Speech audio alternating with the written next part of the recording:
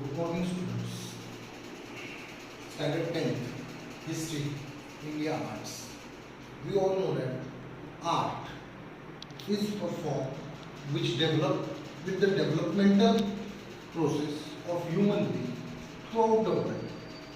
In the beginning, man, as a social animal, was wandering from places to places. Slowly, he started settling down at a single place in the name of agriculture. Because of agriculture, settlements started to grow. And with these settlements, developed one, language, and second, culture. Of this culture, we have to understand that some of the things importantly related to these cultures are: one, the art. Art can be seen as a daily mode of life or a luxuriousness, but it also demonstrated the habitual behavior pattern of the people. Apart from that, we have to understand that as far as India is concerned with the arts, art is divided into two different forms. One is visual, second is performing. Visual art, also known as Drik Kala, Drik Drushya, and one Lalit or Angik Kala, that is performing it personally. So we will see about performing the Lalit art afterward. First we will go with the Drik Kala. Kala or art have its existence in prehistoric period.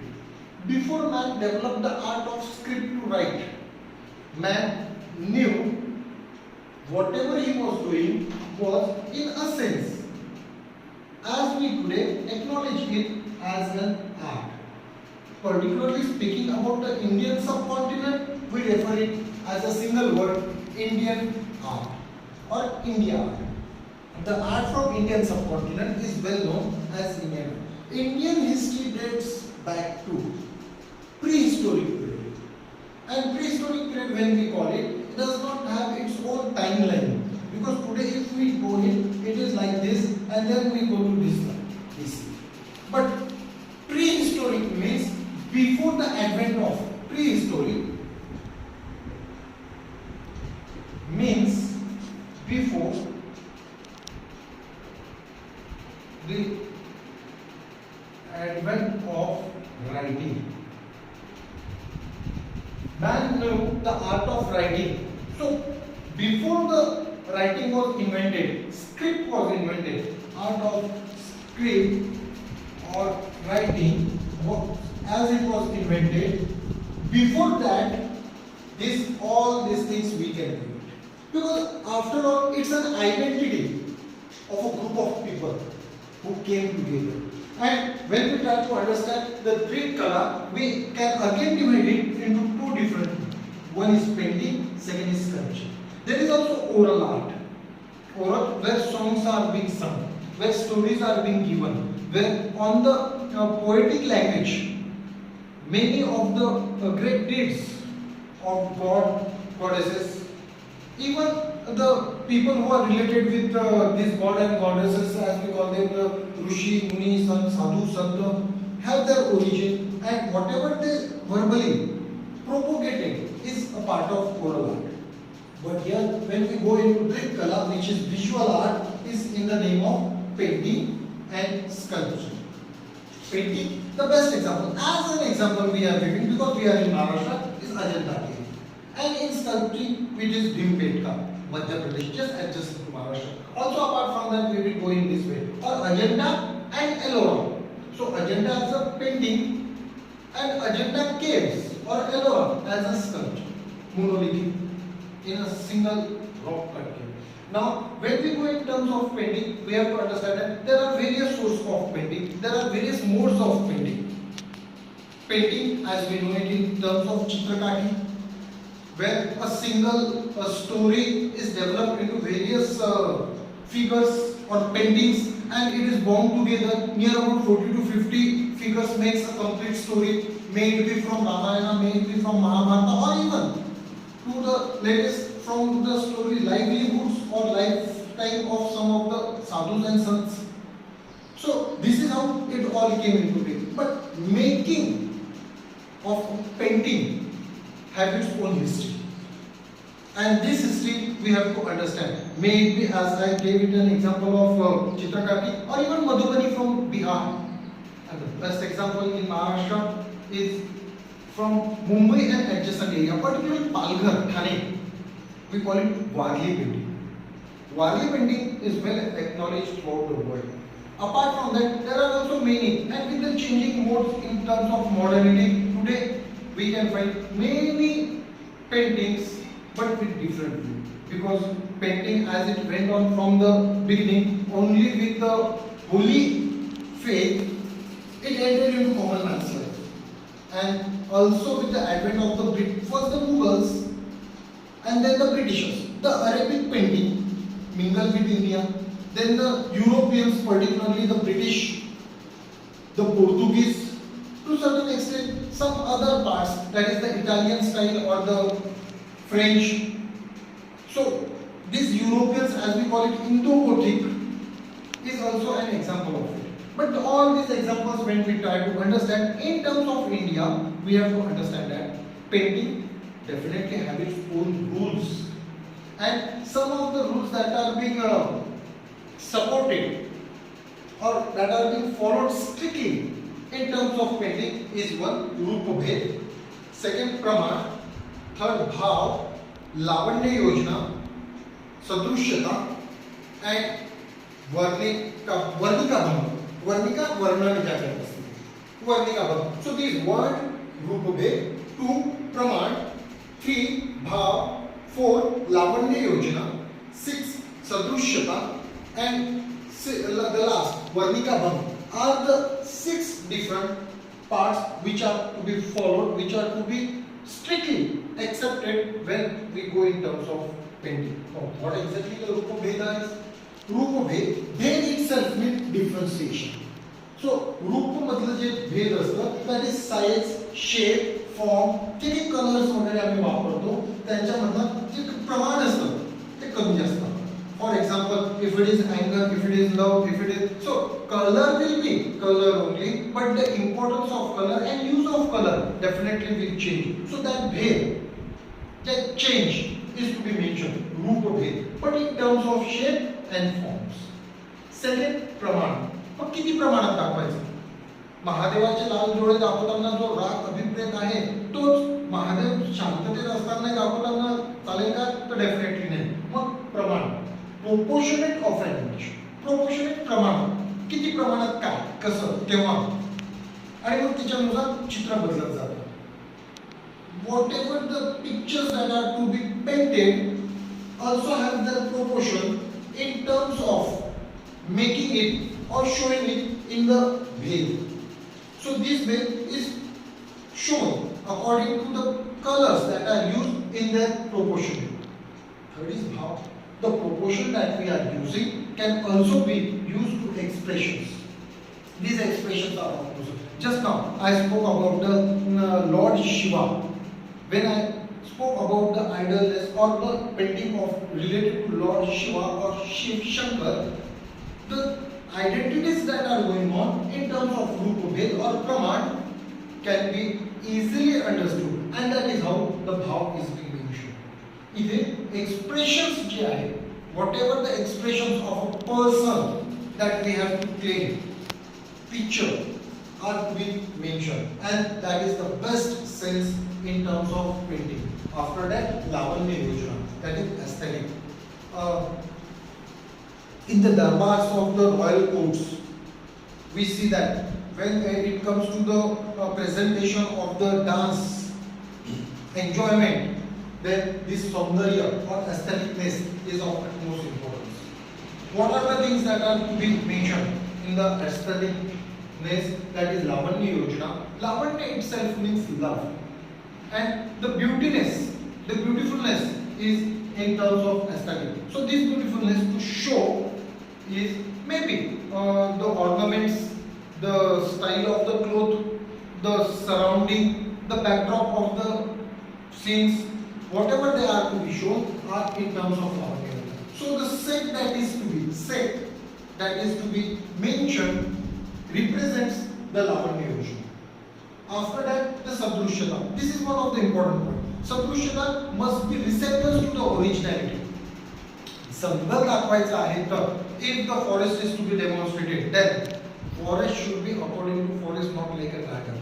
There is a vast difference between a garden and a forest. Both are greenery, both are green zones, but forest has a natural sense. And that Sadrushyata, that is the resemblance to the truth, is one of the most important criteria. So may it be whenever or whatever the painting it is to be mentioned here. And this is the most important part, that resemblance to the truth should be. As soon as we give the picture, photo is a photo, picture is a picture. But demonstration of the picture totally changes according to the view. Means, for example, sun is sun only. Sun is sun only. But when we speak about the sun, sun shows light. That is true. Sun also shows the beginning of the morning, crackdown of darkness. Then sun also demonstrates the heat. Sun also shows the anger. And sun also is able to show the sunset.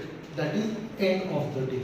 Now all these things, when sun as a part is to be shown, that is resemblance to the truth is to be given, it should be in different mode. And so the viewer should be able to achieve it. That is the Rupabhed.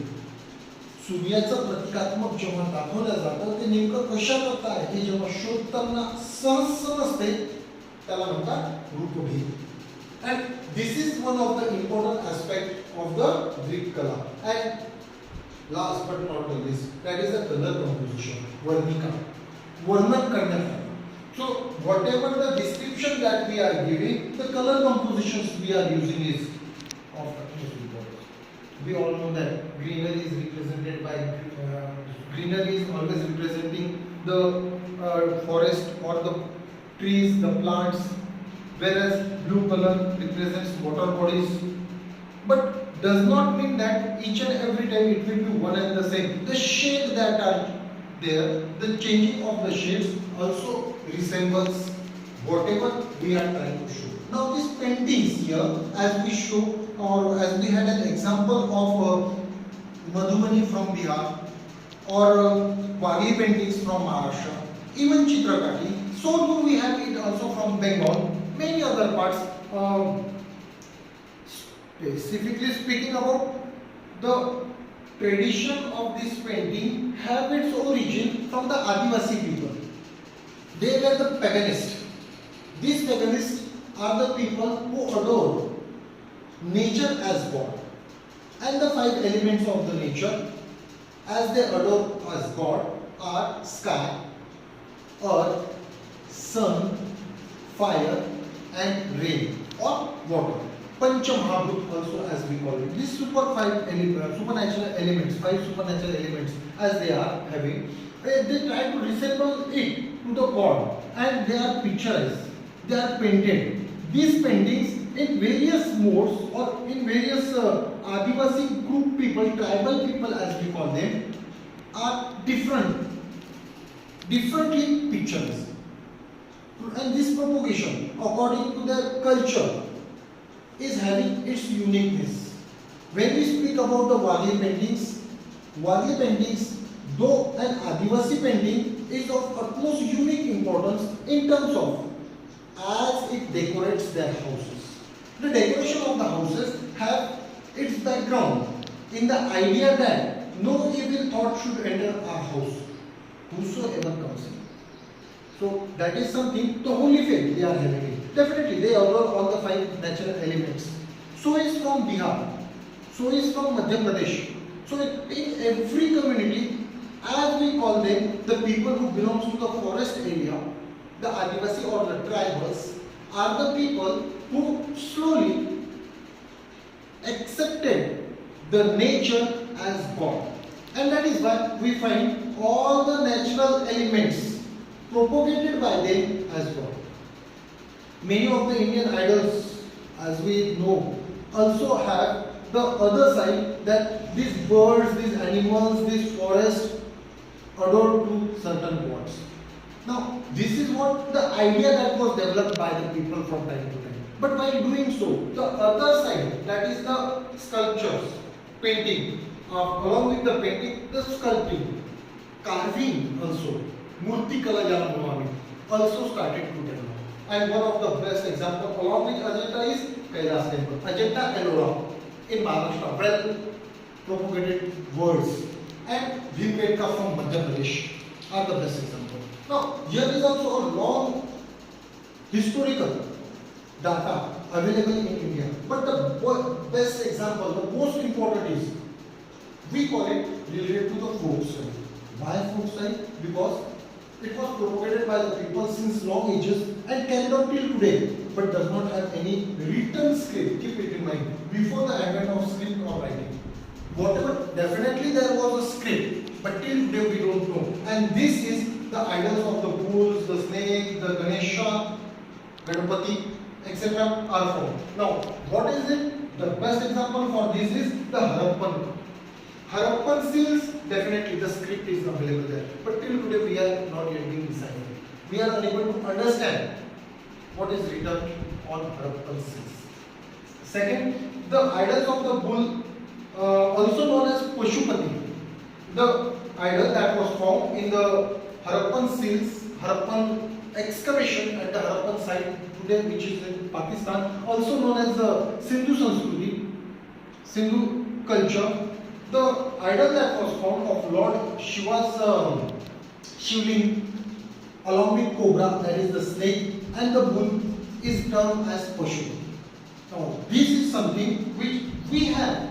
There are many seals, there are many other things we have been able to excavate from the ground, from the earth, but we are yet till today not being able to explain it or to understand what exactly it is. So the bulls, snakes, Ganesh, and on large scale, Ganpati Utsav, we know that various idols of Ganesh, Nag Panchami, so the snake, even many temples are there which are dedicated to Lord Shiva, and we find these snakes. Along with that, there are special temples where we find snakes, being a part of a deity where people adore them as God. We know about the bull, Bail Pola is the best example where idols are being made by the children. Lhana mulanचा जो पोळा असतो, त्यांना Pola also as we call it.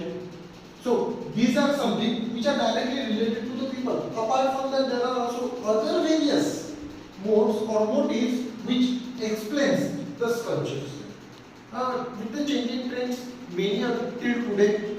Now the trends are to such a great extent being developed in the name of science and technology that even our idols can be made easily available. But when we speak about in the primitive style, it begins with somewhere with Bhimbetka, Kailas temple. It is a monolithic sculpture. In India, it's not a single one. Resemblance to the Kailas temple, we can find it also in Mahabalipuram, that is to the south, Chennai, near Chennai. Mahabalipuram is also a monolithic temple which shows that a single temple of all the Rath of past Pandav, that is particularly related to Arjun Sri Krishna, is being carved of a single stone. This is a mono means single.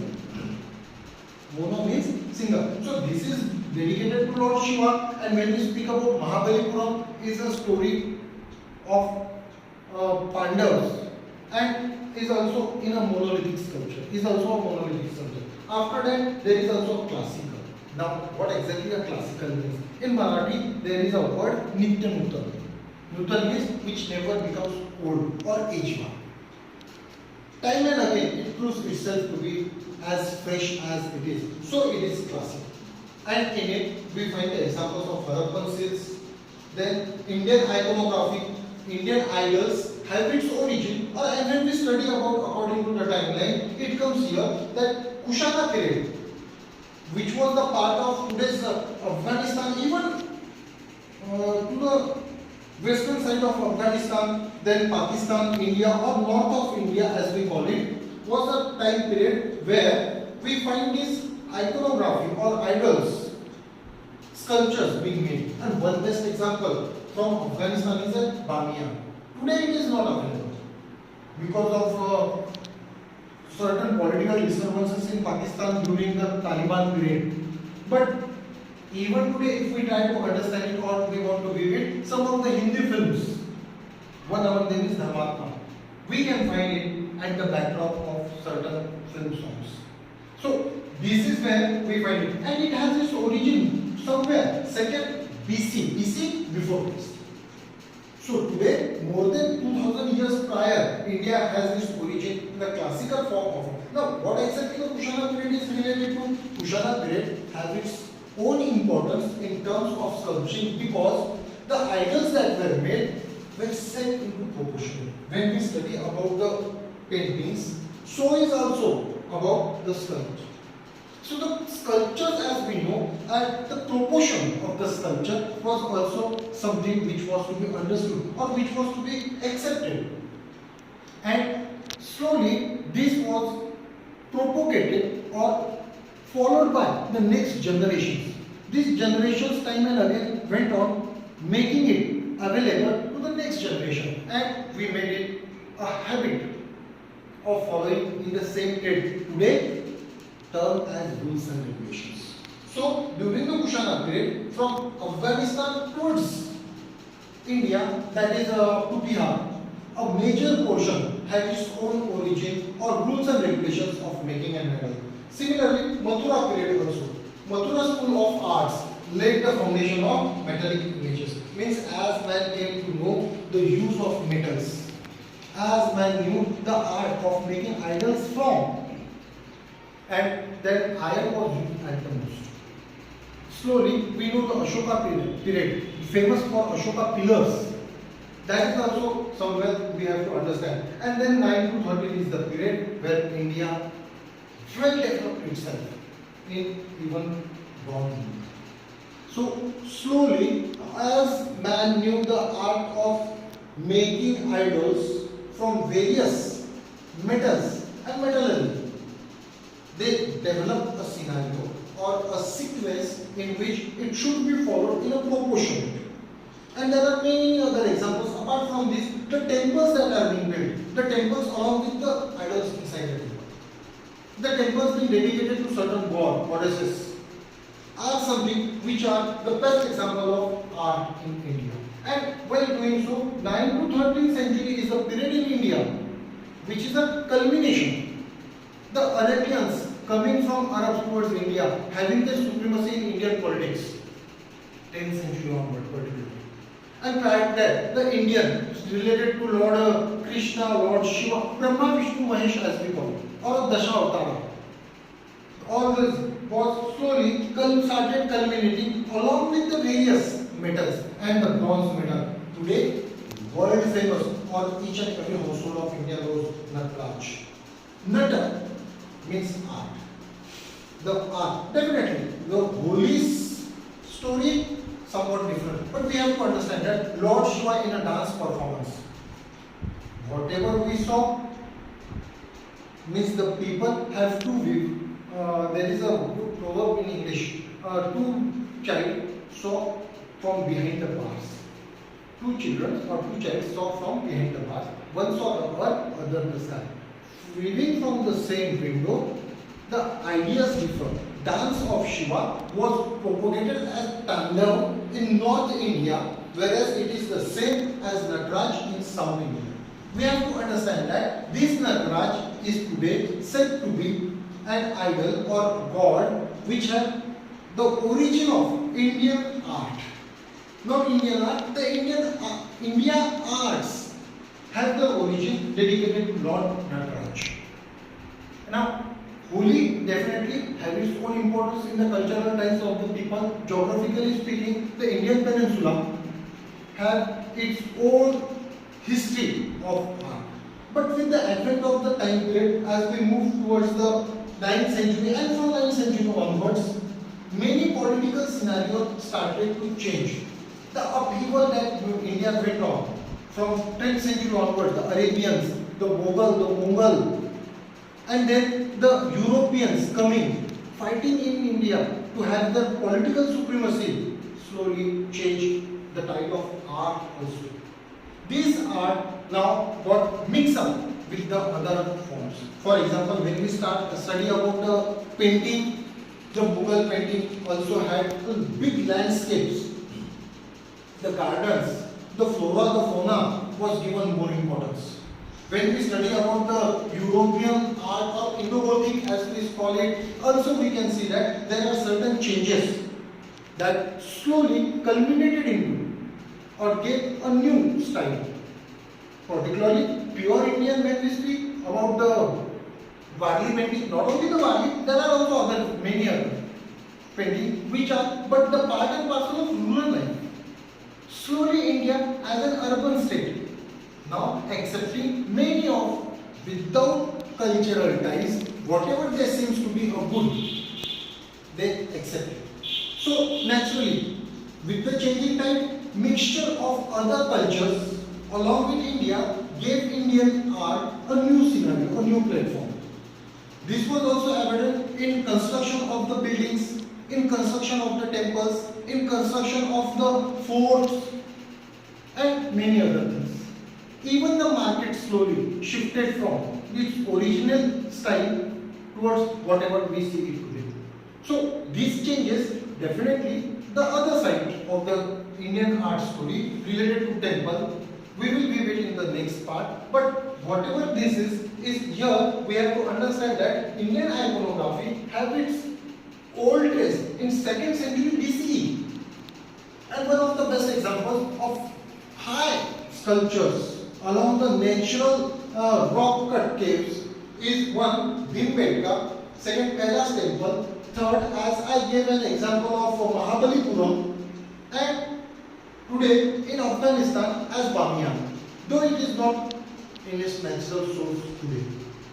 It was destroyed by Taliban, but yet is a best example as one can understand how Indian sculptures develop. Definitely, there is a difference between folk and classical. Folk commonly, where people at the large use it and demolish it because it has its firm belief. People have their firm belief, and all these have their origin in holiness. Holy faith plays a major role in all the creativity of art.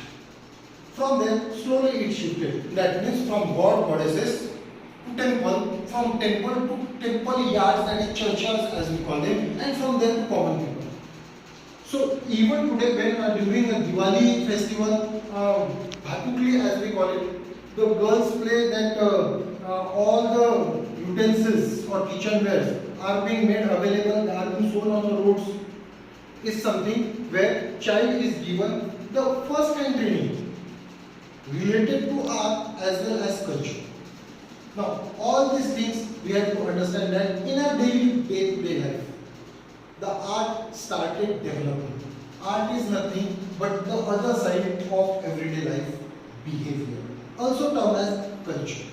And this culture is represented when it becomes the best, when it is something which is to be viewed by the people for a long period. We call it the art and sculpting in the name of. Apart from this, there are many other temples which are part and parcel of common man's life.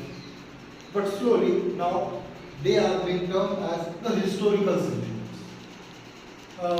Khajuraho temple, Meenakshi temple, Sun temple. Apart from that, some of the temples, Hemadpanthi temples in Maharashtra as we call it. Also, the easiest name for Hemadpanthi temple is Koleshwar.